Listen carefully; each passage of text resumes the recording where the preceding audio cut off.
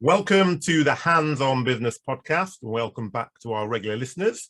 And if this is your first time that you're listening, then where on earth have you been? You're in for a real treat today. Before I start, just want to remind everybody that if you like what you hear, share the love and please rate the podcast with the link I'll put in the podcast description below. And if you don't enjoy it, keep it to yourself.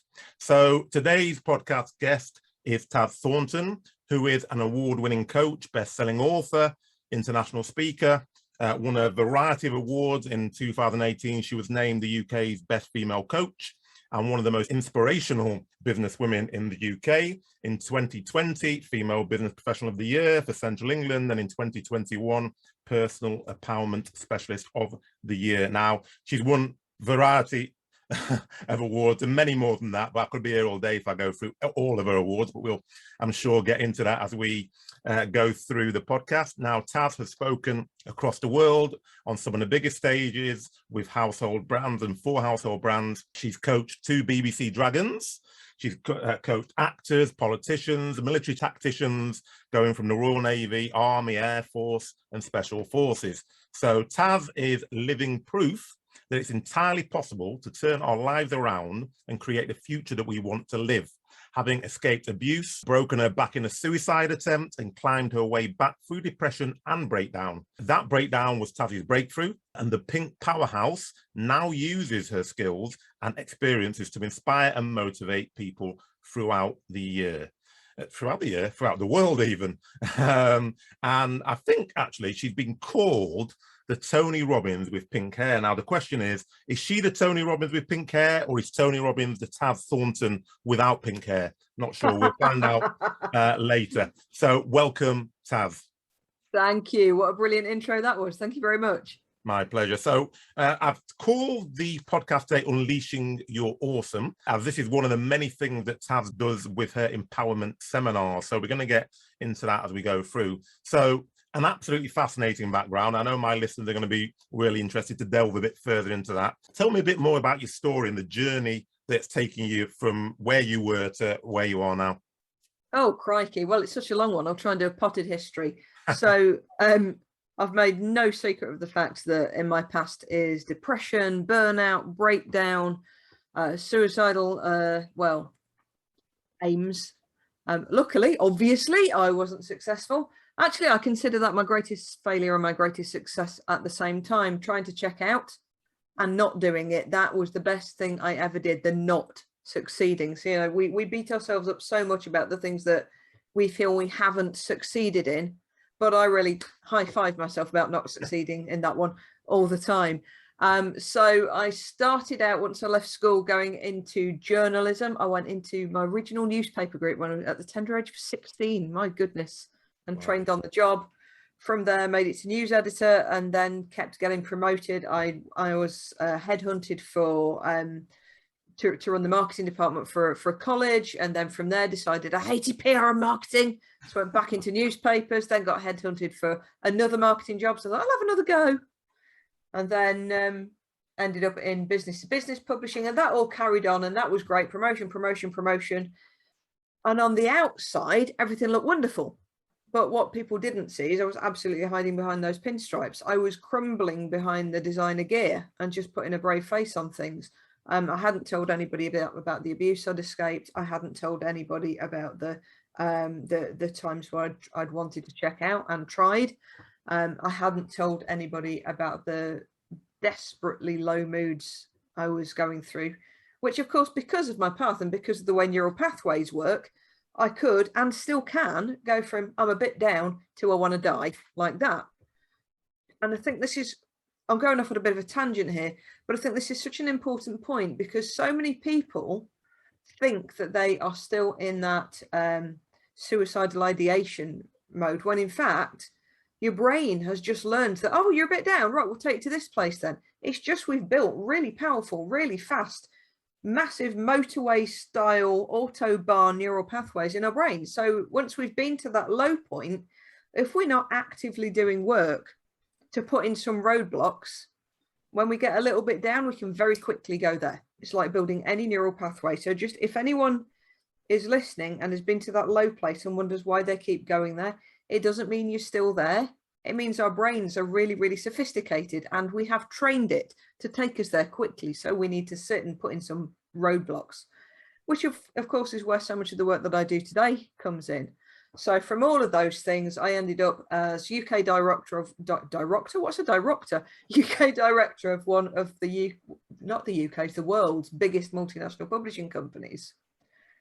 And again, on paper, everything looked brilliant. The designer gear, the fast car, the big holidays, the jet set lifestyle. But I was absolutely dying. I knew that I wasn't fulfilling my soul mission, if you like. And it took a full-on breakdown and complete emotional unraveling for me to realize that. So that took me to 2006. And in that year, my uncle died, my dad died, a load of family debt came to light we didn't know about. So my financial future, as I thought it was literally ripped out underneath. I'm an only child. I was trying to look after my mum and make sure that she was okay. In that same period of time, I went away for business one night, and that night we went away, my parents' outbuildings, and not the house, thankfully, but the outbuildings were broken into. Hello, guilt. I'll have a bit of that. What else happened? In the same 6-week period, my partner was diagnosed with multiple sclerosis and then made redundant. And at the end of that period, when I found myself rocking and crying and trying to hide under my mum's dining room table, I recognised something had to give and it couldn't keep being me. And so from there on, I started to build this plan, and I still carried on in the corporate world for another 4 years after that. But during that time, I was doing my damnedest to train, to learn, to use my own experiences to help other people. And I knew I needed an extra set of skills for that. So I'd got all the kind of robust managerial skills, people management, conflict management. I'd always been interested in all things spiritual. So I'd spent a decade or so learning from shamans and medicine people and traditional soul doctors. I'd trained in Reiki and some of the stuff on the more hippie shit side of the scale. I trained in neuro-linguistic programming. I did a bit of training in coaching. I trained with the same guys that trained Tony Robbins to do extreme empowerment. So fire walking, glass walking, breaking arrows and steel bars with your throat, things like that. And by the time I left in 2010, I'd got all this experience and a shed load of skills. And that's where it all started. And when I first left, I worked alongside my wife, Asha, in reinventing her business into a full-on PR and digital marketing and social media agency, with the aim that I would step out when I'd developed and created enough of my own clients on the coaching and consultancy side. That happened about 5 years earlier than we thought it would. And interestingly, if I look back now, so much has changed. I mean, Asha's gone now into the coaching sphere as well. So she's now a content coach, teaching people how to do it themselves rather than having to deal with lots of, as we used to affectionately refer to them, ask-holes. So people who would call in the professional, ask them how to do it, get all the advice, and then undo it all and try to blame you when things didn't go their way. Yeah. They weren't all like that, but there were a few.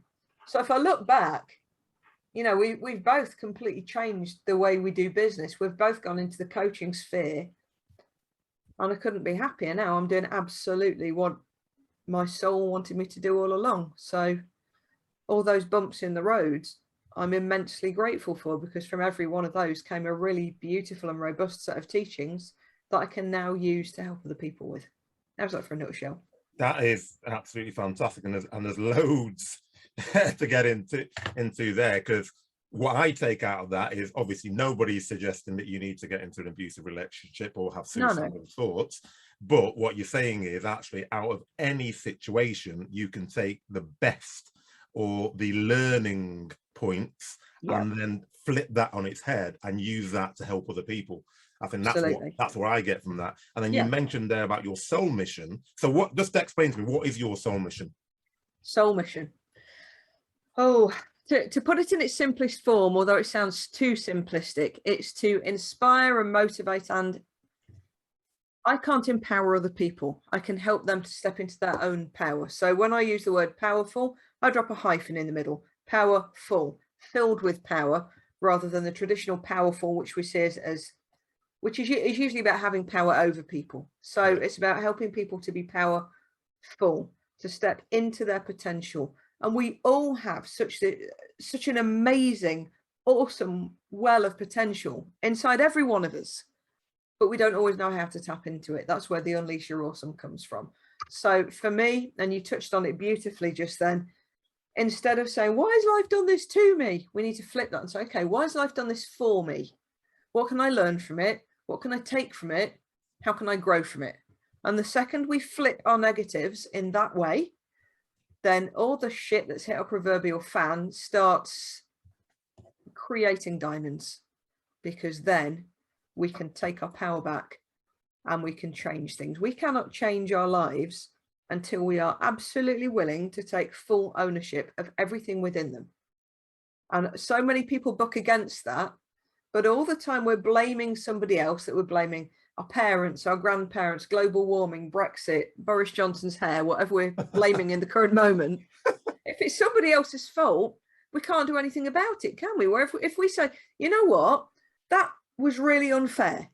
However, I accept that when I came into this world, there was no magical being standing at the end of the bed with a certificate saying, welcome to life, it's going to be fair, here's your certificate. Life isn't fair, but it's our life. And until we own it and go, that feels like an utter shitstorm and I'm not happy with it, but it's my shitstorm and I can learn and grow from it, that's where the magic is. So we've got to stop blaming. We've got to take ownership, even for the bits we really don't want to take ownership of. Was it my fault I went through abuse? Well, no, of course not. Was it my choice to stay there for as long as I did? Yeah. Was it my choice to move in with the person who ended up being an abuser? Yes. Was it my choice to date them in the first place? Yes. Blah, blah, blah, blah, blah. So there is some ownership for me in there. But all the time I'm going, oh no, I'm a victim, I'm a victim, I'm a victim. Can't change anything. So it's not about, sometimes when I start trying to explain this, there are a brigade of people who start throwing that's victim blaming. No, it isn't. It's about looking at life in a different way. We only apply the word victim usually after abuse and cancer. You know? So first we need to stop identifying as a victim, because when we identify as a victim of something, it holds us in the energy of that one thing.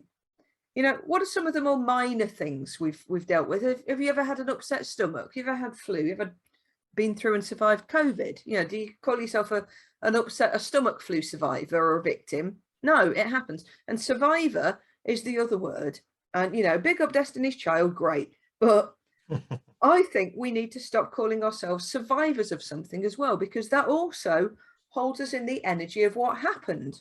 I'm not a victim of domestic abuse. I'm not a survivor of domestic abuse. I'm just someone who happens to have been through those things. It's part of my tapestry. And if I start identifying as that, it holds me into that. So I choose to see it as part of the rich tapestry, part of the map, part of the web that has brought me to where I am today, which has given me a shed loads of experience and tools that I can pluck out and use when I think they might help other people. But I'm not going to identify as that, because I'm much more than that. And for anyone listening, this is not to belittle what you've been through. Believe me, it really isn't. But please start recognizing that there is far more to you than where you have been. Where are you going? What do you want to do? All those experiences you've had, what do you want to use them for? Do you want to sit and keep continually falling down that rabbit hole of victimhood? Or do you want to reclaim your power and go, you know what? I'm going to use this. I'm going to use this to further myself, to maybe help inspire other people, but I'm going to use it for something positive. I think that's a really powerful message, to use your phrase, but because it's about being future focused, isn't it? And it's interesting, because I speak to my children all the time. I think they're a bit sick of me because they're only about 13 and 11, but I speak to them all the time about you can't necessarily affect the situation as it is, but you can affect the way you respond to the situation. That's completely within your power. If you want to be in a good mood or a bad mood because of that situation, that's down to you. It's not down to anyone else. And you can get up and say, right, this has happened, I'm going to do this, and you're happy. Or you can decide, as my son loves to, oh, well, it's not fair. That's not happy. I'm not happy about it. I said, well, you're only affecting yourself. You're not affecting anybody else. So it's within your power. It's within your gift to decide what your future looks like. You can choose to look at the manure, or you can choose to look at the flowers growing out of it. It doesn't mean you're ignoring the manure. Yeah. But where you put your attention is up to you. Yeah, no, it is. So the people that come to you, what would they typically come to you with or presenting with in terms of, right, Taz, I need help with X? What are the things that are coming to you? Wow, well, that's a really wide scale. In terms of one-to-one coaching, I tend to work an awful lot with other coaches, consultants, trainers, because a lot of the work that I do has to do with personal brand and visibility, which for me ties right back into all of that, because so much of it has to do with your story and using it in a positive way. But I also run spiritual empowerment programs. So, people will come onto that with everything from I've lost who I am, I don't know who I am, or I need to gain more confidence, or I've just come out of a relationship, or I just know there's more to life and I've got this yearning and I don't know what it is, but I know there's something, and can you help me find that? Sometimes it's that. If I'm doing speaking gigs for some of the bigger corporates, it can be empower my team to help them get through that glass ceiling, realize how much they can achieve, see where they're blocked and be able to smash through it. Goodness me, all kinds of things. And every now and then I'll work with a charity or with a local authority to work specifically with people who've been through domestic abuse as well, because as one local authority once put it to me, they have a budget that allows them to put somebody on a waiting list for counselling or get them into a safe house, but they've got nothing to show them their worth and get them back into being an active member of society who understands that they have a place in this world. And so many people don't know that. So many people think they're insignificant. I know also, if you get an old-fashioned clockwork watch and you take that to pieces and spread all the pieces out, if you remove the tiniest cog and put it back together again, that watch isn't going to work. So it doesn't matter how small, how insignificant you think you are part of the greater mechanism, and you're here for a reason, and you need to stay because the world needs you, and you will have a powerful, positive impact on somebody else. And the beauty of that, of course, is that very often when we're impacting someone, when we're leaving a mark on somebody's life, we won't know about it. We get so hung up on legacy and the legacy we want to leave. But I think the most beautiful legacy for most of us is the legacy we can't see, because we don't know how much we've impacted a client or someone who's seen us speak or someone who's read a book or somebody we've just talked to in a queue somewhere. We don't know what they're going to pass on to their kids and their kids' kids and their kids' kids' kids' kids. The positive actions we take in this life can be impacting generations to come, and we'll never know about that. And that doesn't matter. We just need to do our best to live the best way that we can and to trust. It's a really interesting point, because I can't remember, someone posted on LinkedIn today about, oh, well, what impact or what would you like people to say about you? And I'm not sure that's the right question, because it's like, if you're focusing on what other people are going to say about you, you're not being genuine, you're not being yourself, are you? It takes you into ego, doesn't it, if you're not careful? You're almost living your life for somebody else, and social media obviously drives people in that direction. Yeah, because for me, I don't think about what people are going to say about me. I generally think about, well, am I doing a good job for my kids? Is my first and foremost thing. And in my mind, it's, well, if my kids say about me what I think about my dad, then I think I've done a good job. But that's about me being genuine to who I believe I am, and actually living that life, which is hopefully a good life for me, a good life for my family, rather than being driven by, well, what people are going to say about me at work and what people are going to, because I think if you've just said that, if you have an idea about what you're trying to bring forth into the world, that automatically generates a well-being or a sense with other people that you don't know about, but it doesn't matter. Absolutely. It doesn't really matter that you don't know about. If you're living your life day by day in the hope that when you're gone there'll be a blue plaque on the side of your house, you've probably got the wrong intention, or not the one that's going to serve the world at large. So we've got to watch that line as well between ego and arrogance. You can have, it's entirely possible to be 100% confident without being arrogant, just as it's entirely possible to have pride in what you've achieved and in what you'd like to achieve without being an ego. And I think we confuse those too much. There are all these, pride comes before a fall. No, there's nothing wrong with being proud of your achievements. We need to be proud of our achievements more. We just need to not become arrogant about it. We can be confident in our ability, in the the strides that we're taking to leave a positive mark. But that doesn't mean we need to tip into ego and arrogance. So I think it's about the balance. And if I'm striving, if I'm too busy thinking about what's going to be on my headstone, if I even have one, or whether there's going to be a giant gilded memorial in my name, I'm not focusing on the people I want to help on the way. And that's more important to me than a glitzy statue. Yeah, no, and I think that actually I was going to say most successful people feel like that or think like that, but that's not actually true, depending on how you define success, of course. Completely, yeah. So yeah, so just talk to me a bit more about the award, because obviously I follow you on LinkedIn. I see a lot of your posts. You're not a person who courts fame and fortune and all that sort of glitzy stuff, but it comes to you because of what you put out. So just talk to me about those awards, because they are vast. There are hundreds of them. So how does that come to you? What is it that you've done that people have seen that then, you know, they're throwing awards at you? Well, just to go back to your other point, I kind of do court fame a little bit, but there's a reason for that. And again, this comes back to the visibility and personal brand work. I'm naturally quite an introvert. I have chosen to train myself to appear to be more extroverted. And, you know, remember I used to be a journalist, so I was the one behind the scenes doing the writing. So at first it was really uncomfortable for me to be on the opposite side of the pen, or the opposite side of the camera. Now things have moved on in terms of media. But if I want to be able to, if I feel my soul mission is to help, inspire, motivate, empower, help other people to empower themselves, as many as I can in this lifetime, I can't do that if I'm not visible. I can't be a secret and a success, in air quotes, at the same time. I cannot help people if they don't know I exist.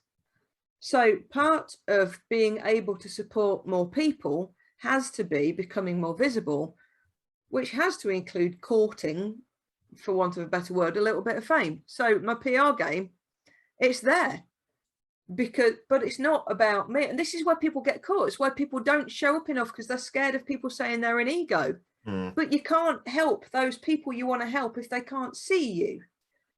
So that has to become part of it. So the speaking, the TV gigs, the radio, the celeb interviews, it's all part of getting me to a point where anyone who might need a good tazzing can go, that's the one who can help me. And in terms of the awards, the first big one there was, as you pointed out at the start, was the best coach in 2018. And I didn't actually know about that. What happened was my wife in secret started to get in touch with a load of my coaching clients, and they all submitted this great big, I don't know how big it was, but this dossier of testimonials and recommendations, and they put in the entry, and I knew nothing about it until I got this note to say I was a finalist. And I was like, what? What? But there's thousands of coaches in the, what? And that's how it started. And I was absolutely blown away when that happened. I genuinely didn't expect it. And the thing with awards is, I think once you've got one, they start to snowball a little bit.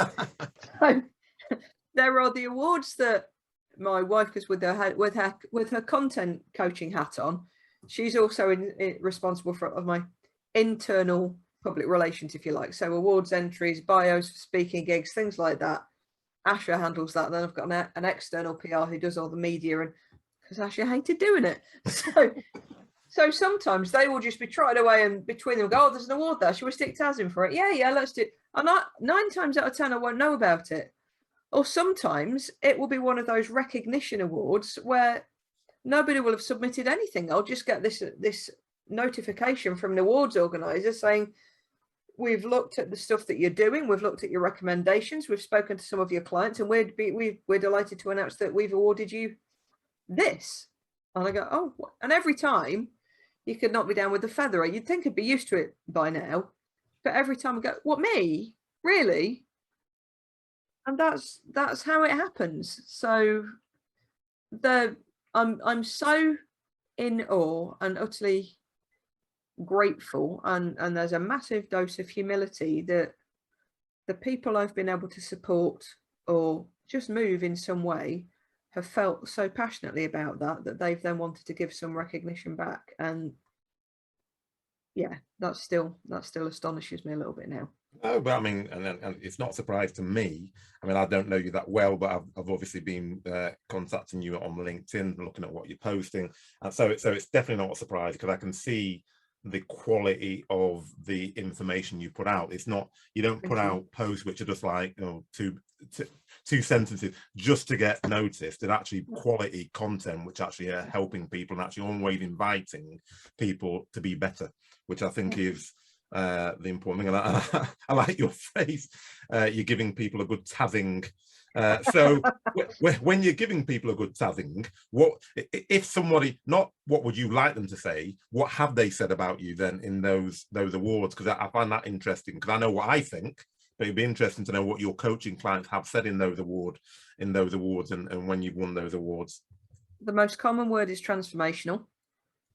A lot of them have said that I've utterly changed their lives, and I would dispute that. Actually, I think they've changed their lives. I might have opened the doors and given them a little shove or pointed and said, look at that over there. They've changed their lives. So at best, I'm an enabler for that change, if you like. So transformational, life-changing, they're the most common two that come up. And do you have a process, or is it dependent on the individual or the group, or do you have a, like, well, I know I'm going to do these things, and obviously I flex that depending on who I'm speaking to? No, I am the absolute anti-process. I cannot abide off-the-shelf coaching processes. There are so many. Oh God, I wish I could get all the coaching training providers in a big sack and just give them a shake up, because people don't fit always into a process. And for me, if you've got enough enough life experience and enough of that training and the tools in your kit bag, rather than trying to squeeze somebody into a process, it needs to be, what does this person need? Where do I need to meet this person? Where are they? What do they need? What's the potential? Where do they want to get to? How do I get them to there? In the same way that, to nick a phrase that Rich Litvin sometimes uses, it's not about horizontal coaching, i.e. taking people from A to B. It's about vertical coaching. Because if somebody comes to me saying, I want to get to this, I won't coach somebody just to get to this. It will always be, okay, well, when you get to that level, the trouble is right now, you can only see to that. What's beyond there? And right now you can't see it, but I might be able to help you see beyond that point. So it's more of a vertical model. The closest I get to any process, I think, is when I have a 13-month spiritual empowerment program called The Big One, which is 5 weekends over a 13-month period. And on each of the weekends, we cover a different direction or element. So the first one is kind of gathering of the tribe, cementing the group. And then we work around the medicine wheel. So we do east and then west and then south and then north. And we always follow that pattern. But the teachings are always different according to what the group needs. On the East weekend, which carries the element of fire, we always do a fire walk. But aside from that, everyone is different. It's completely dynamic training depending on what's going on in the world at the time, where the group happens to be. What people need drives the way I coach, train and mentor, and that for me is the way it needs to be, not a prescriptive, this is what we're following.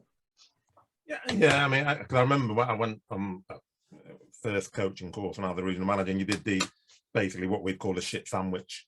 And you were like, I'm not too sure. Even when I was very young, I was thinking, does this really work? Because do they know, am I giving conflicting messages? Because I'm telling them something positive, then I'm giving them feedback, and then I'm telling something positive again. Do they know that I'm giving them constructive feedback, etc.? So I think you are 100% right in terms of, as I've got more. Shit sandwich is one of the most outdated training, and it's still being taught. Yes. You're not going to make somebody feel good by sandwiching a load of shit in the middle of a couple of positives. Yeah, it's just, it doesn't make sense, does it? And it is, and it's interesting, because the other question I wanted to ask you was about the evolution of coaching. Because when I was younger, I would have said that lots of business people, top business people, have always had coaches, I've noticed, but lower down, people, oh no, I don't want coaching. No, why do I need coaching? I know what I'm doing. Whereas I've seen definitely the proliferation of coaches, and some are good, some not so good, over the last few years. What's the evolution of that coaching over, say, the past 10 years or whatever? Has that changed at all? I think so. I mean, when I first went into coaching, for about the first probably 3 or 4 years, I did everything I possibly could to avoid calling myself a coach. I called myself a guide, a mentor, which of course isn't strictly the same as a coach. For me, the two can flex together quite beautifully, but not the same thing. I called myself everything, a consultant, trainer, everything I could. And it was because I was doing a lot of networking at the time. And this is such a broad brush to cast, but you cast a broad brush anyway, you know what I mean.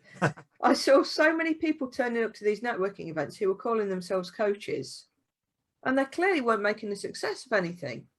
And they'd turn up until their, I don't know, 30-day membership or whatever it was ran out, and then they'd just disappear.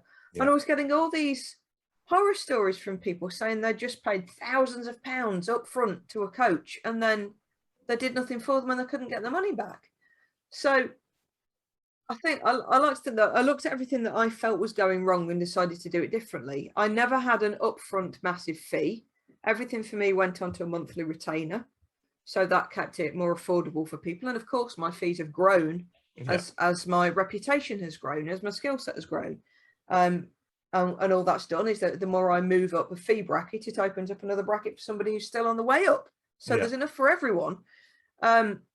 And I think I was one of the first coaches I knew of to do that, because there was such a big buzz, you know, thousands of pounds, swipe your credit card. Can you afford not to do it? No, sod off. I don't want to remortgage my house or get another credit card to pay for you. So I started this monthly retainer, and we have a minimum of 6 months, and it just keeps rolling on until one or both parties have an open and honest about, I think we've come to the end of the road, or we need to pause for now. And that's all great.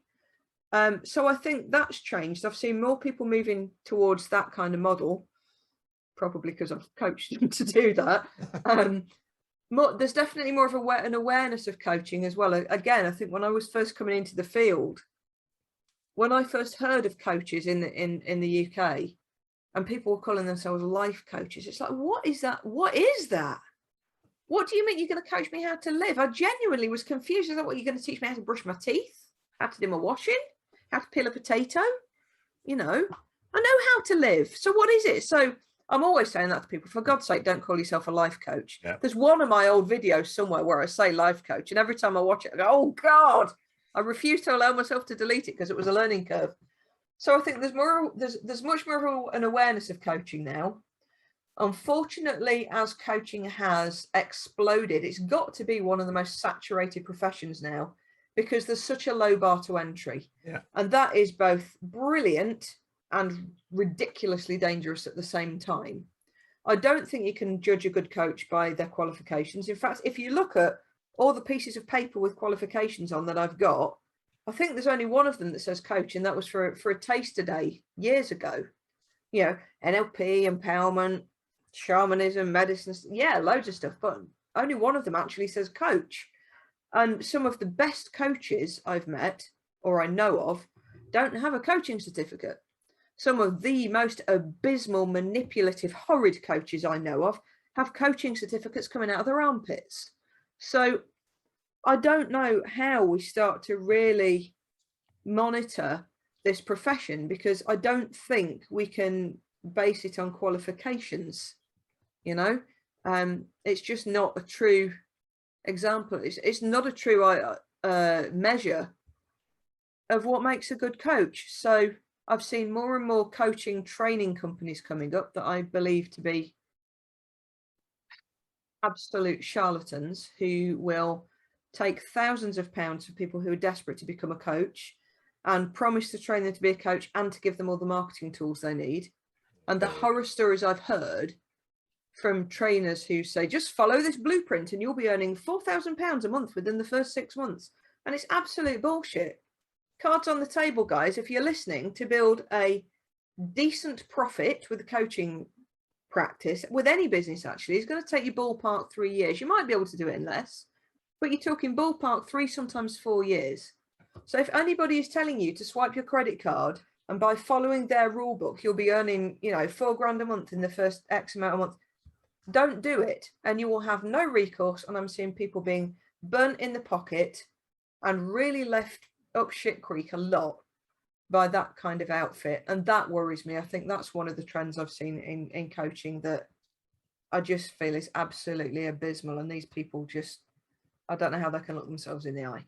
Yeah, and I've definitely seen virtually, I'm not going to say virtually everyone, but the amount of people that are posting everywhere, they're always coaches.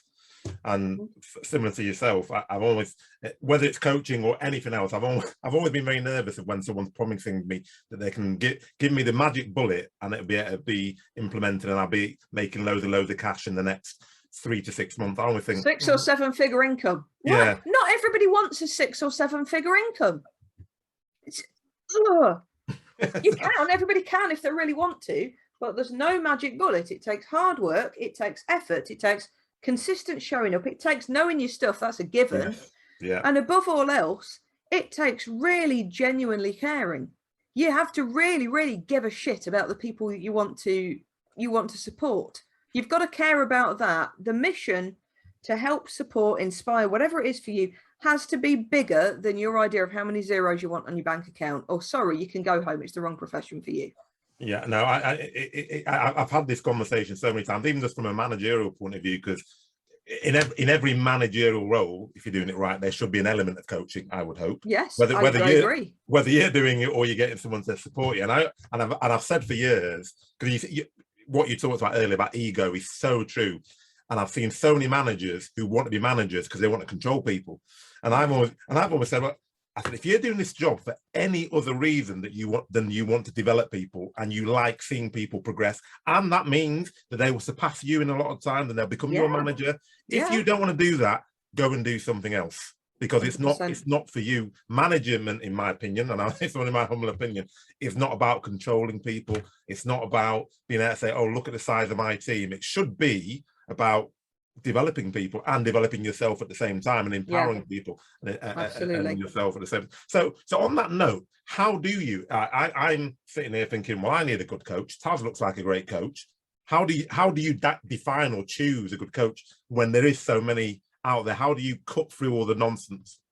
I think the first thing is you need to have an understanding of what it is you want coaching for, because there are so many different specialists now.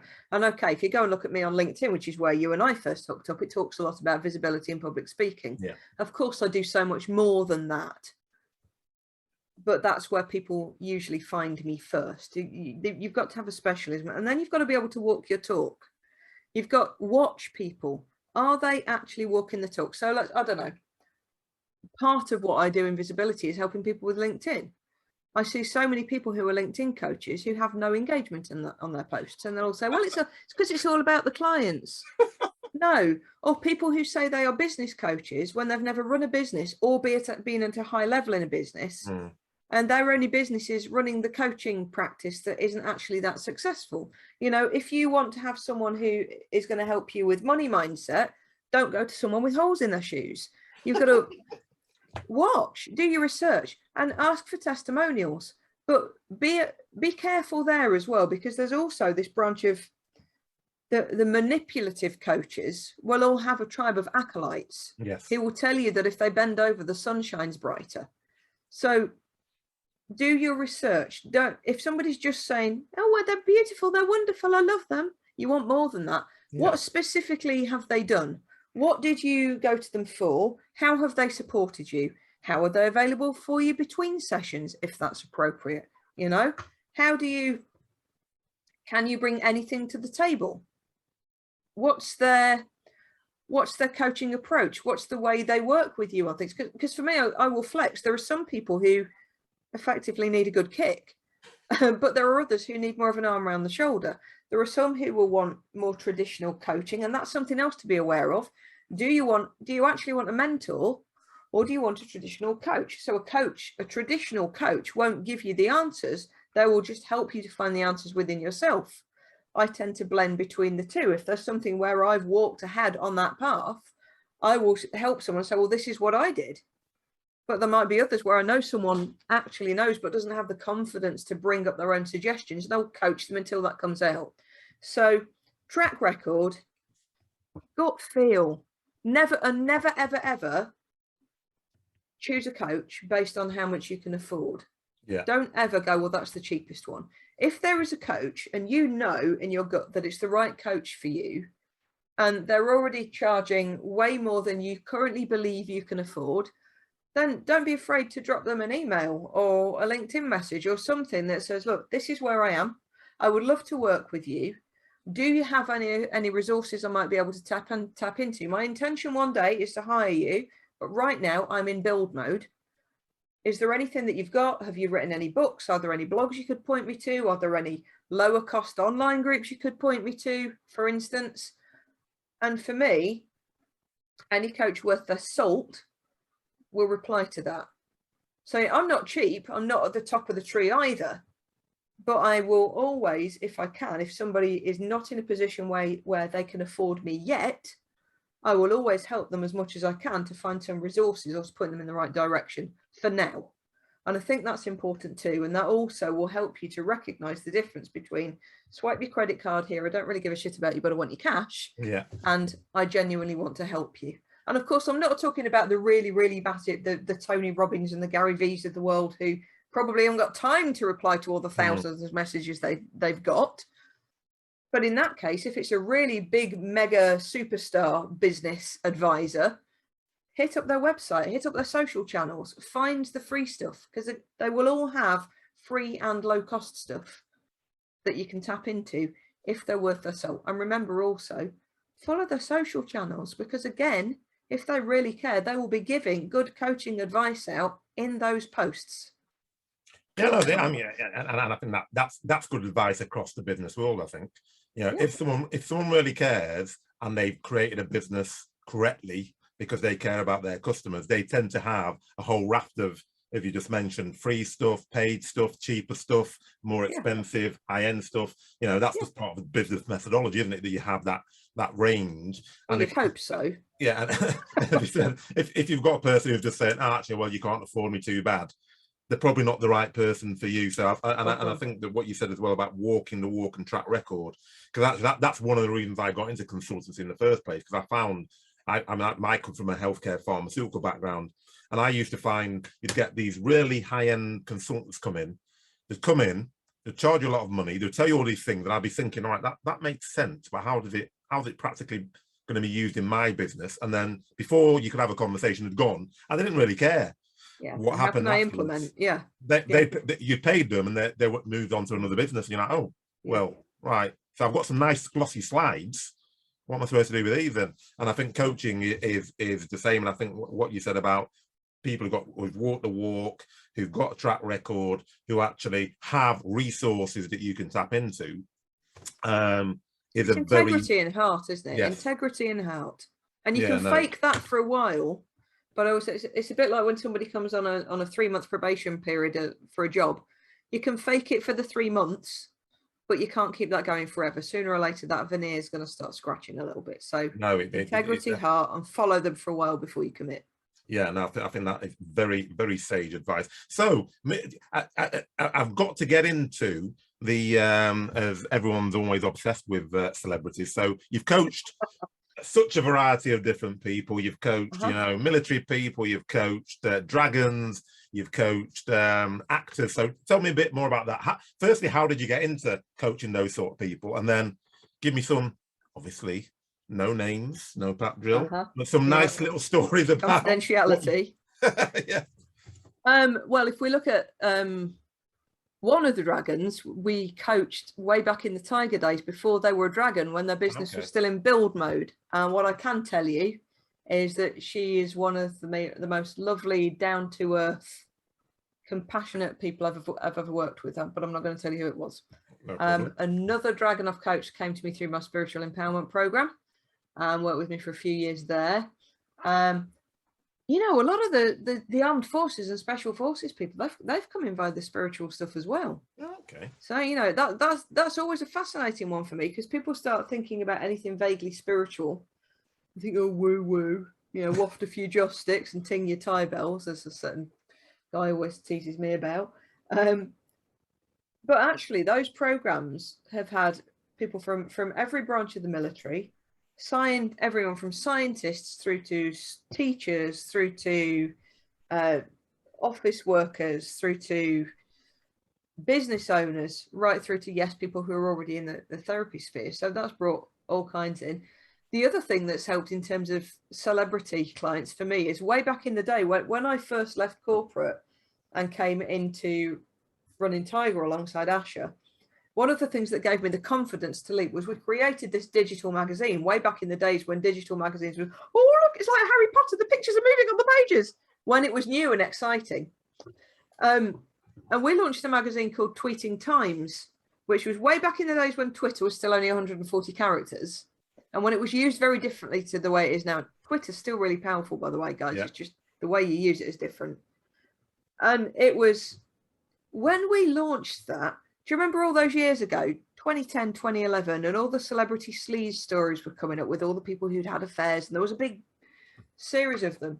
And that was all going on. And Ash and I both had journalistic backgrounds. And the third guy was a guy called Phil Croshaw, who from Experts Group and Geeky Group. We went, wouldn't it be great if we were telling the real stories instead of just going full on sleaze? Yeah. And there were all these Twitter, I think, was one of the first platforms that actually leveled the playing field between, in inverted commas, ordinary people and celebs. So we created this digital magazine and we started going to these celebs and saying, look, this is what we're doing. We want to cut all the sleaze out. We want to just tell the real stories behind the people on Twitter. Can we come and interview you? And, you know, we'd turn up with a little, who remembers flip cams? We'd turn up with a little flip cam and a tripod and a great big hairy boom mic and a little tiny flip cam. And the amount of people who went for it, you know, we interviewed Stephen Fry, Boy George, Sam Fox, Gail Porter. Oh God, loads of people were really good. In fact, I can still credit to this day knowing how to interview someone properly in front of a camera to Esther Ranson. So we went to interview Esther Ranson and she said, you know, can I give you some tips? In my days, we were trained to put the camera here and to sit the people that, and she taught me how to interview people to camera while we were interviewing her. So the fact that that went so well, and we won awards for that as well. We were entered into the Sumcom Digital Media Awards in the digital magazine category, and we were pipped to the post by Sky Magazine. Now, if you think that's Sky as in Sky TV, and we were creating this digital magazine from our spare room while I was still working full time, so I was like, yeah, I'll take that. But that's where the celebrity stuff started to come in because people already knew me. From our Tweeting Times days, and we ran that for a few editions until Phil went back into full-time work and Ash went, we can keep doing this, which is nice to do, and at some point we'll explode. We'd already got advertising for the likes of Full Networking and Cadbury's, or we can concentrate on these new clients coming in that are bringing in money now. We love that, but we've got to pay our bills, and Phil was doing the sales and he's gone back into work, so we put it on ice. But we never took it off ice. But by the time that happened, we'd got lots of celeb contacts. So a lot of the coaching came through that. When it comes to the TV people. So in terms of advice, so podcasting is one thing, interviewing is another. In terms of getting your name, would your advice be just ask? Yeah. Obviously, you have to have a decent product or a decent proposition that you can go with. Or a decent idea. So during the first lockdown, I did the Taz Talks mental health series where I interviewed, again, celebrities about their own brushes with mental health. And number one, that was because I think when we see people that we see on TV or on movie screens or in magazines, we tend to put them onto a pedestal and assume their life is perfect. And we compare ourselves a lot. So part of my thought for that was, look, if I can show that the people whose lives we assume are perfect go through the crap as well, that gives us all some hope. The secondary point, of course, is I need to keep building my brand so that I can help more people. And so the more I interview people with a following, the more some of their followers become my tribe and the word spreads. And with that one, you know, we ran the first series of that. I can't remember, 8, 9 interviews, something like that. We had a load of the cast from Holby City, as it was, with Chris Packham, Caprice. And that actually started because the last speaking gig I had before lockdown was comparing an awards event. and Caprice and I were speaking on the same stage. And there was one of those moments where we needed to fill time. And so Caprice had already spoken about some of her struggles with mental health. So I just went, I'll talk about the time where I tried to check out, and then I'll talk about telling the world and what happened. And it was met with rapturous applause. And so after that, I got chatting to Caprice and said, I've got this idea to do this series of videos with people in celebrity land who've been through tough times. Would you be up for it? And of course she was like, yeah, of course. And then lockdown hit. So all that changed was that I was going to go out with this. I bought all the new camera kit to get it bigger than a flip cam. And all that changed was that I persuaded people to do it via Zoom instead. And so again, the more you ask people, the more they'll be willing. The crazy thing is not asking. You know, I've interviewed a lot of celebrities now in my time, not only as a journalist, but as a self-employed person as well, and as a coach. And I've never been asked to pay. The worst somebody's going to say is no, or just ignore you. You have to recognize that yes lives in the land of no, to quote Steve Chandler, one of my favorite personal and business development authors.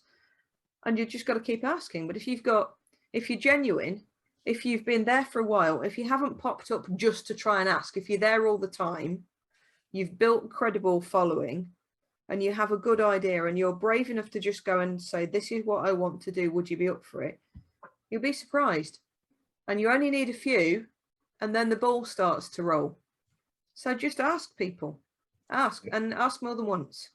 Yeah, I think that's the key to a lot of things, isn't it? People give up very easily, and probably worse than that, they don't even start. So they don't have to give up because they look at us and say, well, it's okay for you because it's all right for you, Taz, because you've got all these celebrity contacts. Yeah. Well, how do you think I got them? You know. Yeah, it's about putting that work in, isn't it? So just on that point, because I remember you putting a post up, I can't remember, I think someone had put something up that you weren't quite happy about, and you did a video. Not. Yes, exactly, I know, hard to believe. It was a great video, and you're basically saying, don't look at me because you think that, you know, I'm living in this ginormous house and I've got this massive car. So what are the challenges? Because I think that is one of the biggest barriers to people starting anything. They look at people like you or other successful people and think, oh, well, she's always been successful, it's easy for her. So what are the challenges that you face in your business that bring it to a reality that actually it's not all peaches and rosy for me either? Well, I'm currently, this is my dining room. Just over there is my kitchen. Just beyond that door are 3 barking dogs that my wife is sitting with and trying to keep quiet because, of course, you know, since lockdown, I changed the way of working. So I used to go out and about and see my clients. And now I'm working downstairs in my dining room. Why? Because our upstairs office in the summer just gets too bloody hot. So I think people look at what I'm doing and assume I'm in a mansion. I currently live in a 3-bed semi, which was going to be our transitionary house about 20 years ago. And every year we say, we'll move this year. And then we get to December and go, we haven't moved. And, you know, so that's number one thing to remember. Why haven't we moved yet? Because I'm always blooming working and just having the time to stop and do things. So challenge number one, when you love what you do, it's very, very easy to overwork. So we say if you love what you do, you never work a day in your life. That's true. But I've learned the hard way that you still have to make sure you take time out for you. So I take Tuesdays are admin days, and the last working week of every month, I take off and I chill as best I can. I catch up on stuff around the house, things like that. What other challenges? That's it, really. I love what I'm doing. Time, I'd like to find a way to expand time. And I've found some ways to kind of slow down my perception of time and deal with it differently. I outsource lots. That's massive. Next year, I'm changing the way some of my working patterns. So what's traditionally been my budget, highly subsidized one-to-one coaching for people who don't have the cash flow they need is turning into a group program because I don't have the capacity to keep taking. If you're just selling your time for money, you're going to run out quickly. Yeah. So that's something we need to be aware of. But I think the biggest thing It's perception. Again, people see me and assume I live in a massive mansion and drive a roller. I've got a Mini on the drive. I drive a Mini, which I'm probably going to have for another 3 years because it doesn't make financial sense for me to shop it in before then. I live in a 3-bed semi. I'm happy. Could I move? Yeah, could move tomorrow if I put the time into doing it. But stop. Don't make stories up about people. Don't assume that, you know, we've got it all together or that I never have an off day. Of course, I sometimes have really shitty days. I have duvet days like the rest of you. Yeah. The difference is that I choose not to stay there for as long. That's all it is. We're all in the same world. We all have, and I know there's a lot of backlash against this particular statement I'm about to make, but we do all have the same 24 hours in terms of we have the same number of minutes every day. It's just that I use them differently. And sometimes I'm really switched on and use them wisely. And other times I think, oh my God, the day's gone and I haven't done half of the things I wanted to do.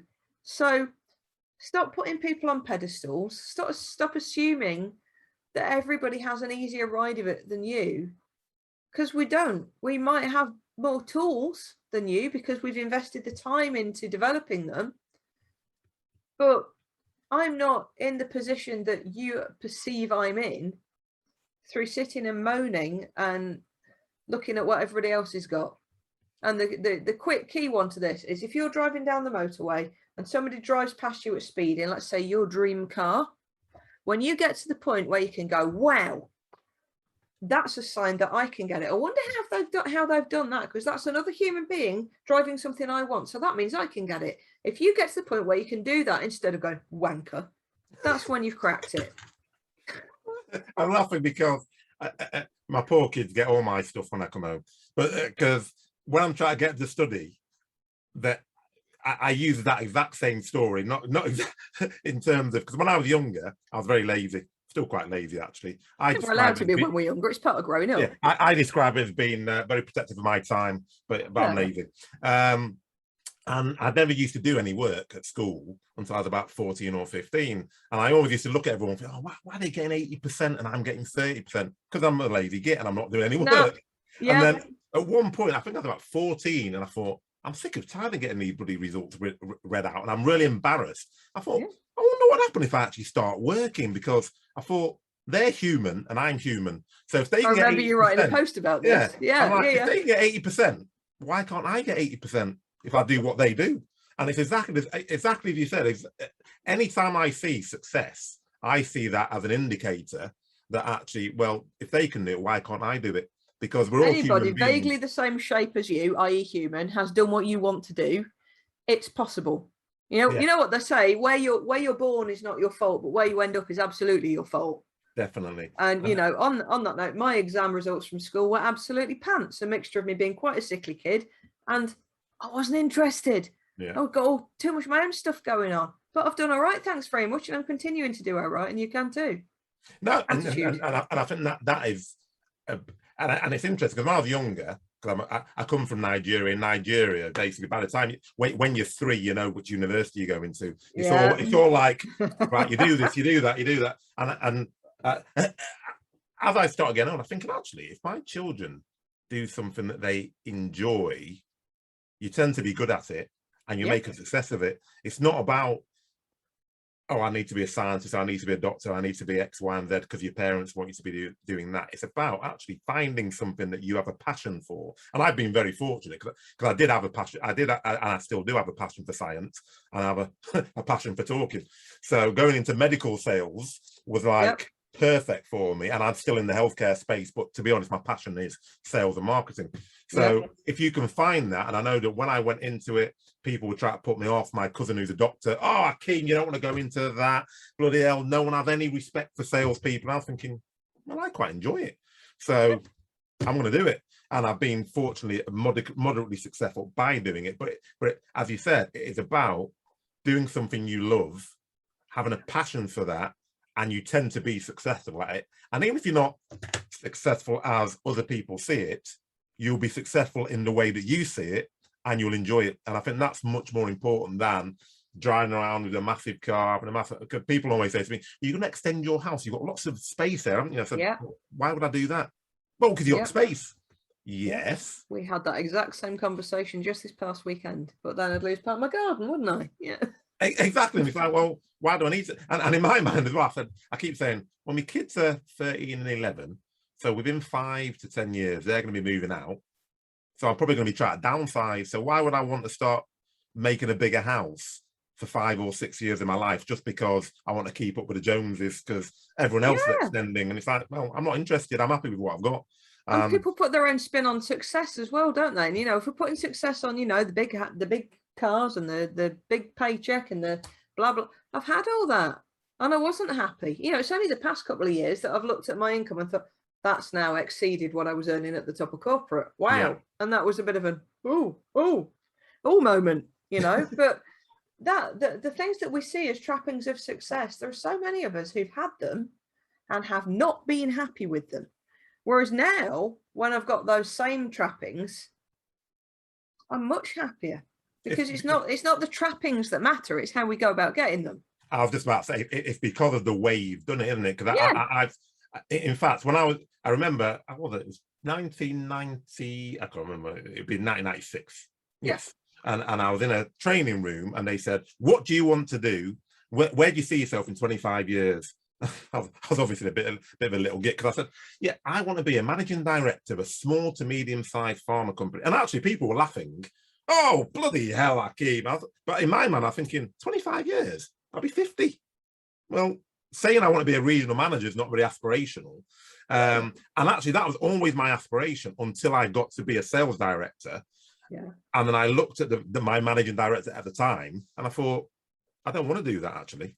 That is not what I want to do. I had a sense of, I want to be a managing director because that's the thing to do, because that's the linear progression. And then I thought, well, no, I need to think about what is it that I actually want to do on a day-to-day basis. And doing all those budgets and going to corporate meetings and flying over here is not what I want to do. That doesn't make me happy. Working with people is what makes me happy. Absolutely. So let me go and do that.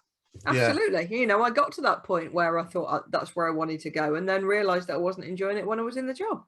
Yeah. It's that old analogy, isn't it, of climbing the ladder for years only to realize it's up against the wrong wall. But what we need to remember is that we learn things on every rung that are transferable. And it was interesting because I remember when I left and set my own business in 2010, everyone was going, oh, you're so brave. You're so brave. I said, no, I said, bravery is going into work to a job that you don't like every single day and doing something you don't like just for the money. I said, I'd rather have less money and do something that I love doing. I said, because otherwise, I said, how long are we here for? 70, 80, 90 years? I said, on your deathbed, are you ever going to look back and think, if only I'd spent another 5 days in that office or another minute in that office? No, because that's not what life is about, is it? Even though you spend a lot of time at work, it's not about, this is my job title, which people obsess about. This is the company I work for, which people obsess about. This is the car I drive. It's like, there's more to life than that. That's not life. Well, to my mind, that's not living. You know, I remember running a Make It Happen masterclass at a business show. It's got to be. It wouldn't have been long after I was self-employed because I was 2010 as well when I left. It was probably only in the first couple of years in, and I remember doing exactly that with people. Where do you want to be in 5 years? Where do you want to be in 10 years? And a lady in that room had been in palliative care. And she said exactly that. There were all these suited and booted, shiny, gotta say predominantly fellas in there who were all playing the kind of pissing contest with one another. And then in this quiet voice from the end of the room, she just said, you know, I used to work in palliative care. And not once did anyone toward the end of life say, I wish I'd spent more time in the office. I wish I'd invested differently. I wish I'd opened up another office. They say things like, I wish I'd kissed Mary Ellen. Yeah. You know, I wish I'd married the brother. I wish I'd spent more time with the kids. I wish I'd been outdoors more. You know, we're not going to look back at the end of life and say, I wish I'd been at the grindstone for longer. We're going to talk about the stuff that is less tangible than that. And that is not to say that earning money doesn't matter, because of course it does. We need to. And, you know, I think people in our age group, I mean, I'm in that age where I haven't got a decent pension. You know, I'm in that point where I'm thinking I've now got to do this, this, and this in order to make sure that we're secure when we get to that age. Because I think when we're at this, we don't know what's going to happen. We can't look at the way, at the risk of, I don't want to go political, but we can't look at the way government is going and think that when we get old, there will still be structures to take care of us. So we do need to start paying attention and make sure that we are earning a decent whack, and we do need to recognise our worth enough to charge our worth, and that's the worth of the work and the value that we bring, because we are all as individuals priceless. Yes. But that shouldn't be the main driver. This is what I want to do. This is my soul mission. This is what's going to bring me joy. This is what I can do to bring the joy for other people. And this is how I can get richly rewarded for that, whilst making sure that I have something for everyone and I'm ticking all those boxes. So there's nothing wrong with reaching for financial security, whatever that means for you. But don't make the numbers your number one priority. Don't chase the numbers, chase the joy, and make sure that you're switched on enough to get the numbers stacking up at the same time. What's that old phrase? Follow your heart, but take your head with you.